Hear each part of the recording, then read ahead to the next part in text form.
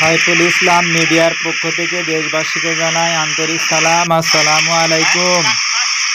আজ আমি দর্শকদেরকে দেখাবো রতনপুর গ্রাম এবং রশিদপুর গ্রামের মাঝখানে যে একটি সুইচ গেট আছে, সেই সুইচ গেটটা আপনাদেরকে আজকে দেখাবো।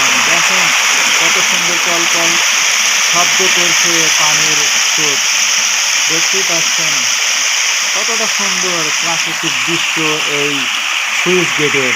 আপনারা না দেখলে বুঝতে পারবেন না যে কত সুন্দর দৃশ্য এই সুইচ গেটের। কলকল রবে পানি বয়ে যাচ্ছে, সুন্দর একটি দৃশ্য। পানির যে রং, যখন সূর্যের আলো পানির উপর পড়ছে তখন চিকচিক করছে। এটা হচ্ছে সুইচ গেটের অপর প্রান্ত, যেখান থেকে পানি সুইচ গেট দিয়ে বাইরের দিকে ঢুকছে এবং ওই দিক দিয়ে বের হয়ে চলে যাচ্ছেন। আপনারা দেখতে পাচ্ছেন এখানে কিন্তু কোনো রব নেই পানির।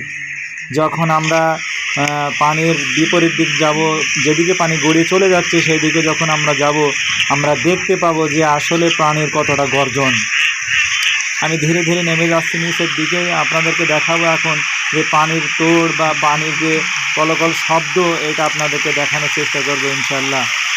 এই যে দেখেন কত সুন্দর পানির উপরে যখন সূর্যের আলো পড়ছে তখন চিকচিক করছে।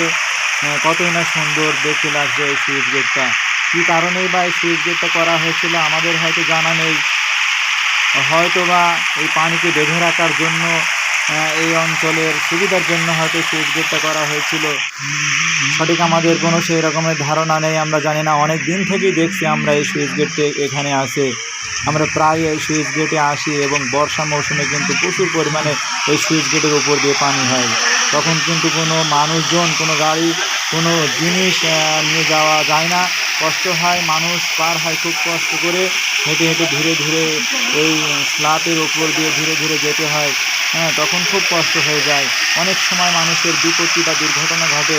আমরা দেখেছি যে এখানে অনেকে ডুবে গেছে, অনেক তার সাইকেল হারিয়েছে, অনেক তার মালামাল হারিয়েছে, অনেকেই এখানে পড়ে গিয়ে মৃত্যুবরণ করেছে, অনেকেই সেলফি তুলতে গিয়ে তার মোবাইল হারিয়েছে। কিছুদিন আগে আমরা দেখেছিলাম যে তাবলিগ এসেছিল, একজন ব্যক্তি সে এখানে একটু নামে বা পা পিছলে পড়ে যায়। এ পড়ে যাওয়ার কারণে সে অসহায় জলে, এই যে গভীর জল আছে গভীর জলে পড়ে যায়। পরবর্তীতে ডুবুর এসে তাকে উদ্ধার করে, কিন্তু সে আর জীবিত ছিল না, মৃত। আমরা অনেকেই দেখেছি এরকমভাবে অনেক কিছু সেখানে পড়ে যেতে, মারাত্মকভাবে অনেক ক্ষতি হতে। তারপরেও এই সুইচ গেটের সৌন্দর্য কিন্তু কম নয়। আমরা সাবধানে থাকলে হয়তো আমাদের অসুবিধা হবে না, আমরা দেখবো ঠিকই, কিন্তু আমরা ওখানে রিস্ক না নিই। সে বলে আমি আমার কথা শেষ